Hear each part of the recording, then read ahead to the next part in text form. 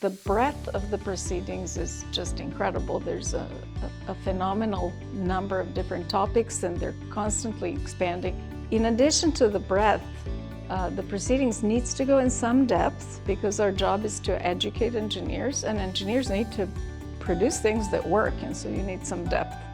And so the authors have to think really carefully about how these papers are written. They cannot underestimate the intellectual or technical ability of the readers, because they need to really teach a topic in a meaningful kind of way.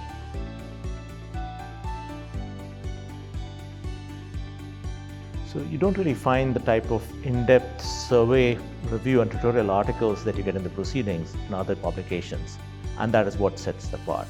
So if you're trying to enter a particular field, work on a particular topic, and are looking for a good introduction to that, which is authoritative and fairly comprehensive, then a proceedings article is your best bet if you can find one. So that would be my first go-to resource, and also the first go-to resource that I would recommend to my students.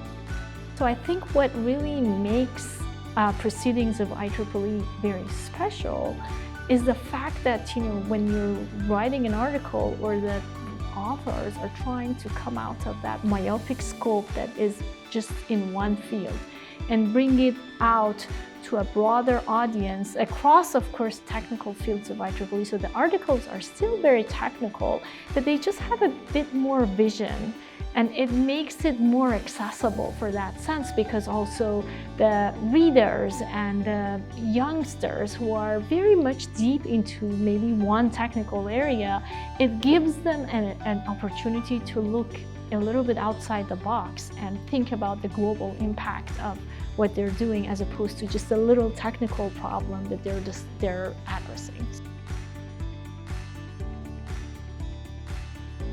The primary audience are all electrical and computer engineers from my perspective. The proceedings will serve different needs depending on the type of engineer. For example, a researcher or a PhD student can dig deep into their field and really learn about the major, not just contributors in the field, but these articles are written by people who are well known and who have been in the field for a long time, so they offer a unique perspective. But I would say that a practicing engineer can learn a lot as well, because they can see what are the difficult challenges that are currently out there, and they can just simply expand their knowledge, because there are many, many areas that are covered that they would never otherwise hear about. For me, the primary audience is people at mid-career and later, simply because you need to have some experience before you're going to start breaking out of your narrow expertise. So what is amazing that, of course, you never know in advance what paper will be great, what paper will be important. But somehow, you're looking back, right, to look at the recent issues, or the last 10, 15 years, issues that were published in the proceedings. You find some very forward-looking articles on the field of machine learning, connecting it to AI, right? And that were really there at the forefront of the field before anyone was interested in it or showed great passion for it. Just check the most influential papers in the proceedings. Most of them are actually in this domain of machine learning, AI.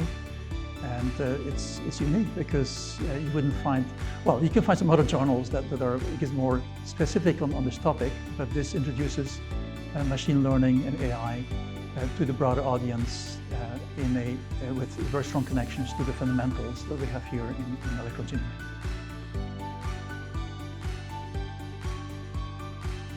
Well, when you start reading the proceedings, you will find different kinds of papers. So I would say that don't just look again only on the paper you're looking for. Look around, have a voyage inside the proceedings. You can learn a lot about other things and make connections. Readers should think of IEEE Proceedings as a source for a deep dive on a certain topic. And the deep dive in such a way that they don't have to have a very detailed knowledge of that area, but they can dive into a topic. And it's not a superficial kind of paper, but it's really a deep dive paper trying to understand something. So that is really important also for the authors to know and to understand that their audience is expecting not just a technical publication, but it's also a piece of educational publication, trying to understand that the readers are going to be using this paper as a source to really get educated in a certain area. And that's why it has to be written in a different style.